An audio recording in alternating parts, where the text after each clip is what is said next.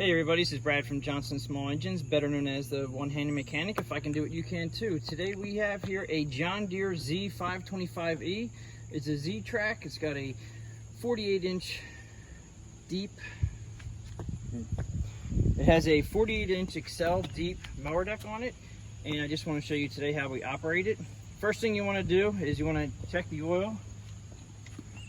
So underneath the seat here, I'll show you a couple things.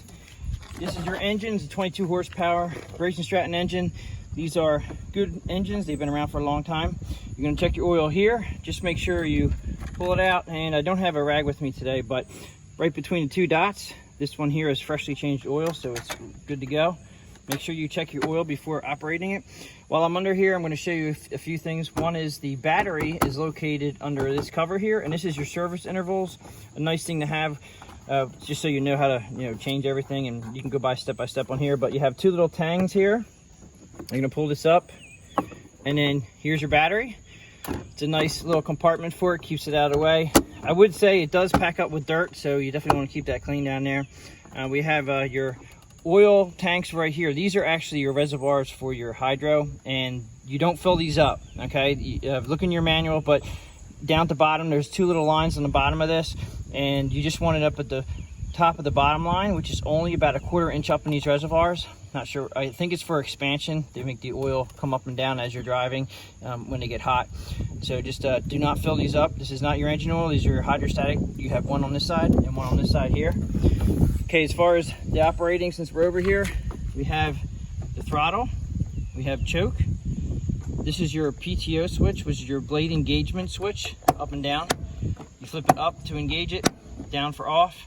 Then we have our stop, your engine on, and your crank for your engine. And this is nice, we have an hour meter. I'm gonna put the seat back, and just so you know, when you wanna see the hours, you're gonna turn the key to on position, and it should light up here and it'll show you the hours. This one has 166.3 hours on it.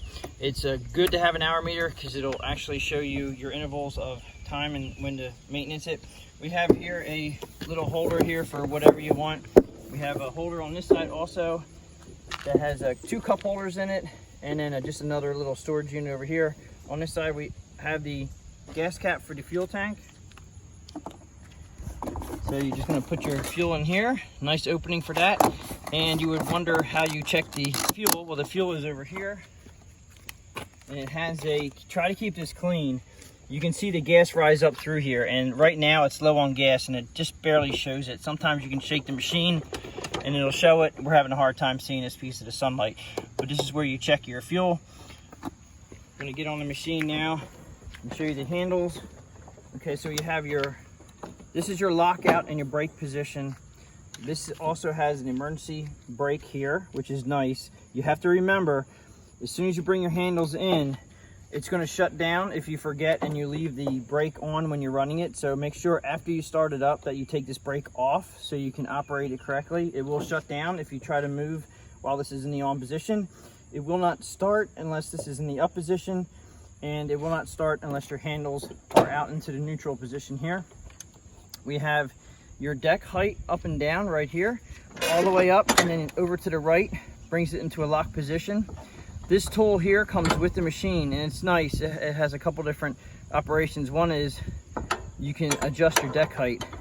And what it is there's a little teeny nub on the top there, and then it goes through your nub, and it does have the inches right here on the bar graph right here for your height, and you're just gonna push it through like a puzzle, and then it'll go 90 degrees and lock in. And then you take your handle up, out to the left a little bit, and then down, and it rests right on that. And what that does is that adjusts your blade height. So you just want to get your blade, your grass where you like it, and then leave that alone. Also, you can bring this handle up and then to the right, and it locks it in the up position, so you can take this out. This tool also is for right here. This actually will, if you loosen this up all the way, you can actually take off this cover. This cover will actually come up, so you can get underneath your machine here where your mower deck spindles are, and if you need to clean out or even possibly replace a deck belt, you can use this tool. It's also a wrench and take off that guy right there, which is a nice feature. And while I'm here, I'm going to show you also this is a little hard to see, but inside that hole, I'm pretty sure, yeah, this wrench also will adjust. This is for your forward, if you're trailing right or left. Okay, if you're moving this machine forward as fast as you can go, and you're trying, and it's bearing right or bearing left, depending on which way, you know, it's going. This right here is a nut. You can turn it in, and it turns a bolt in that actually will go against a stop on this arm. Okay, so when you're going forward, you can actually adjust your trailing right or trailing left by adjusting this bolt. It's going to be in your manual how to do it, and basically it's just clockwise will lessen up the speed on the side, and counterclockwise will make the speed go a little faster. So in turn, you can actually get a straighter cut by just adjusting this. There's one on this side, and there's also one over here. And again, this wrench right here will adjust this, which is a very nice feature. I'm going to go ahead and put it back in the blade height so we can run the mower deck, and then I'm going to put the deck down. Now this also came with a side discharge chute, and it also has, like, it has the opening right here. And if you look over here, this is actually a mulching kit that you can buy. I'm not sure if it came with it or if it was installed. You flip the lever, and you're going to have to watch over here is that we have an opening right now so you can shoot out the side. When you flip the lever, it actually shuts it off, and it'll actually make it mulch, which is a really nice feature. If you buy this kit, if you want the mulching system put on, it's a nice feature, because then you can just flip this lever and it'll actually open up and shoot out the side, which is nice. Okay, so back to starting it. You want to make sure you're sitting on the machine, make sure your arm handles are out, make sure your brake is on. So start it, you have a choke here, so we're gonna, now this is a spring-loaded choke, and it's really difficult. You can't, it's almost a two-handed job. You have to hold this choke on position while you're cranking the machine over. So you can either do it one hand on the choke and then crank it, or if you're good, you can use your palm of your hand and then crank it.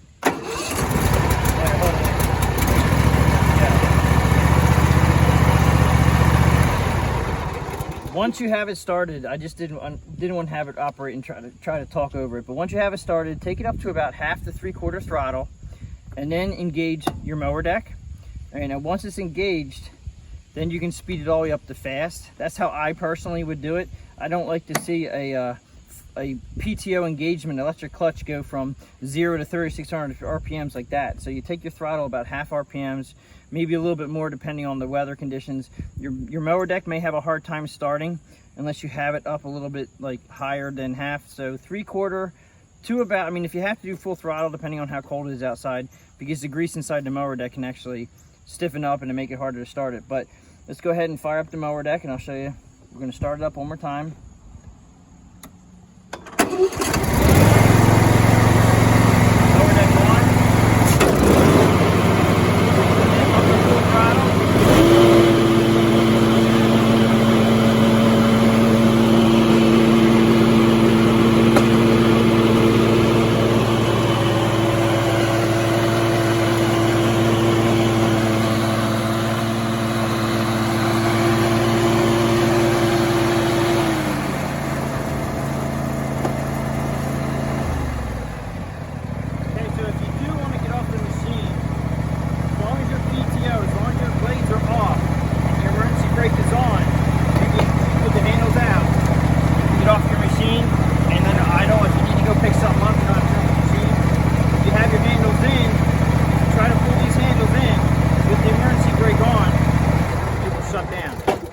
So remember that when the emergency brake is on, it will not allow you to go anywhere. It'll shut the machine off if these handles are in the in position.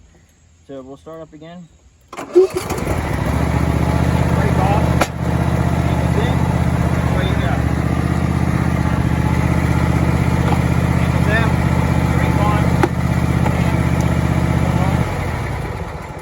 on. Now if you forget and you leave the brake off, okay, it won't start.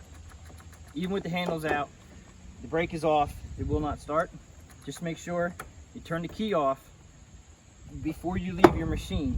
Try not to ever let the key on. The key, if you leave the key in the on position, you can burn up the battery. Not burn it up. You can drain the battery down because there is an electronic fuel shutoff on the carburetor. So try to remember to turn your key off every time you get off the machine as far as you're done for it for the day. Now I do want to show you something. If you do need to push the machine, one thing you have to do is obviously take the brake off, and then you have to go around the back of your machine, lift up the seat. Okay, now in front of your hydraulic reservoir is right here. This is really hard to see, but there they show a guy riding the machine, and they show this lever with an arrow right here. This lever is this little guy down here. That guy right there. That is a lockout for the hydro. That's what locks in and locks out your hydro. So right now it's in the in position. It's in the drive position. If you want to push the machine, you flip this over to the left. That'll take it in neutral. Your other side is over here because there's two hydros. So you're gonna flop it the other direction. So you're gonna flip it over the other direction, which is basically in towards the machine. And now, since the brake is off, the handles are out, we should be able to push it. So we can push it very easily. You do not want to push the machine with the hydros engaged. Now we're going to engage them. Okay, so you lock them in to engage them. Okay, so we're locked in. Now it should be hard. See, now that you can't even push it. It locks itself in. Now you can push it if you really try. It's not good for the hydrostatic transmissions at all. There is two transmissions in here, so you have to be very careful.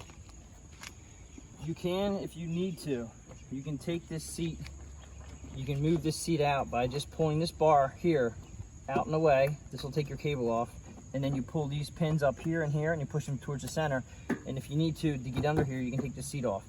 The seat is adjustable, which is nice. So you have a little lever right here, okay, for the seat adjustment.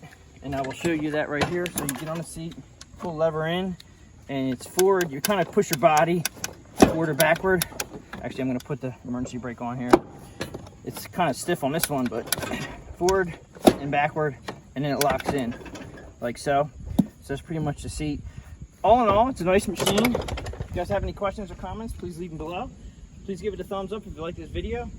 Please subscribe, tell your friends about my channel, and I will catch you guys on the next one.